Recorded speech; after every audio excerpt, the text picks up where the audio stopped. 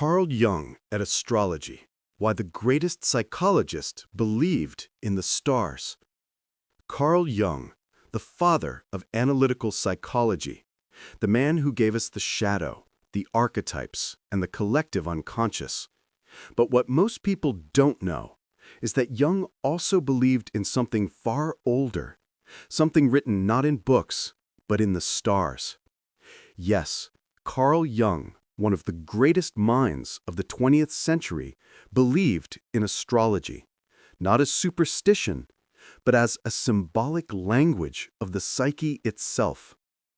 Today we'll explore how and why Jung believed the cosmos and the human mind were reflections of one another. Section 1. The Scientist Who Looked Up. Narrator. Jung was born in 1875 in Switzerland, under the sign of Cancer, with a Scorpio Mars and Aries moon. Even as a child, he was fascinated by dreams, myths, and symbols, the unseen forces shaping life. But Jung was also a trained medical doctor and psychiatrist. He sought to understand the unconscious through science, until science itself no longer explained what he experienced. When coincidences became meaningful, when patients dreamed symbols they had no way of knowing, when the psyche seemed to dance with the world itself, Jung began to wonder, could there be a bridge between the stars above and the soul within? Section 2. Astrology as Archetypal Language. To Jung, astrology wasn't fortune-telling. It was a map of meaning, a symbolic mirror of the inner world. He wrote, "Astrology represents the sum of all the psychological knowledge of antiquity.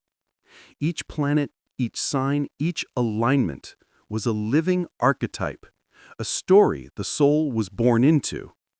The sun represented consciousness, the ego's light. The moon, the emotional memory of the unconscious. Saturn, the teacher and the limit.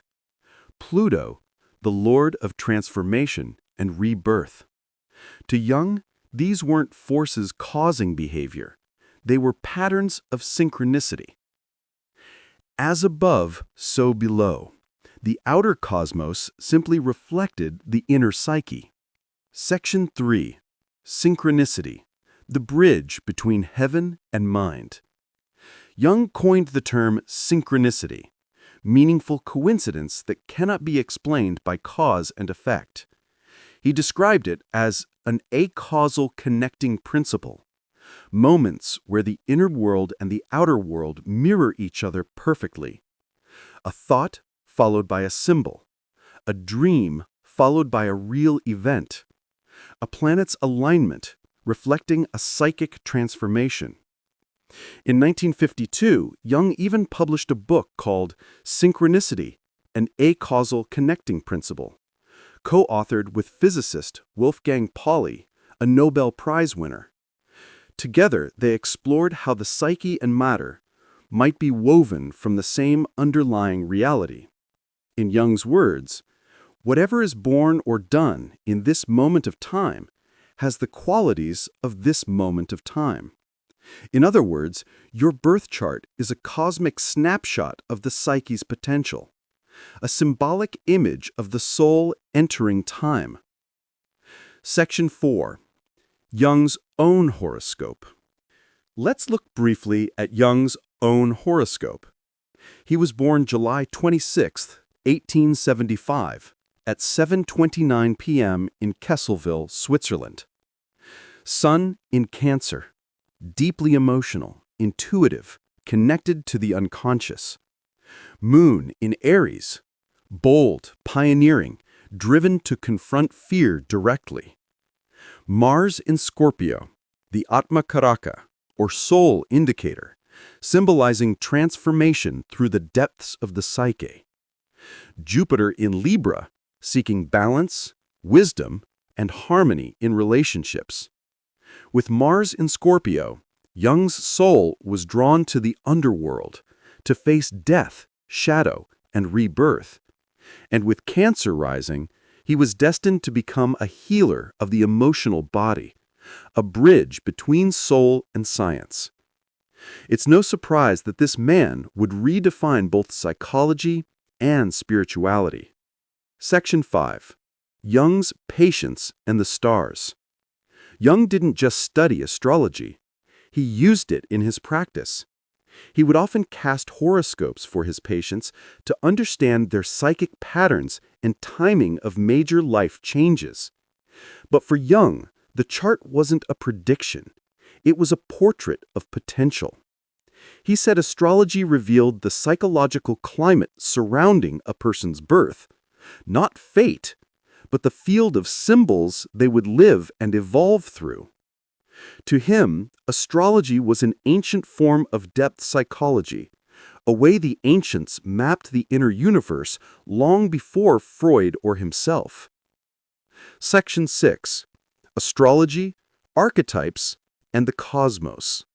For Jung, the planets were archetypes, cosmic metaphors of the human journey.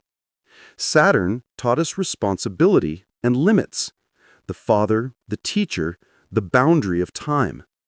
Venus symbolized love and connection. Mars, passion and conflict. Neptune, imagination and transcendence. To him, the heavens were a stage, and the human soul, the actor playing its part in the great cosmic play. As he said, the starry vault of heaven is in truth the open book of cosmic projection in which are reflected the mythologisms of the human psyche. The stars were not dictating our lives, they were reflecting our inner evolution. Section 7.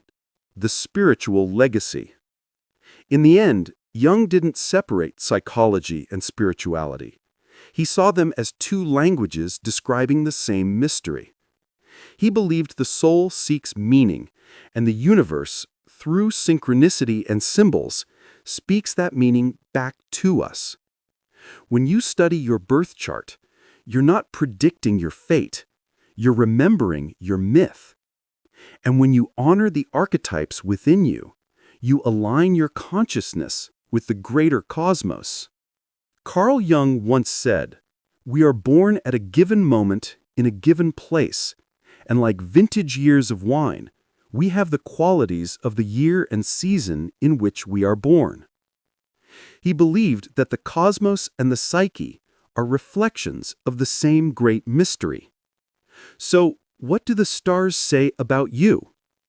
Drop your sun, moon, and rising sign in the comments, and let's explore your inner universe together. Don't forget to like, subscribe, and share for more journeys into psychology, spirituality, and the stars.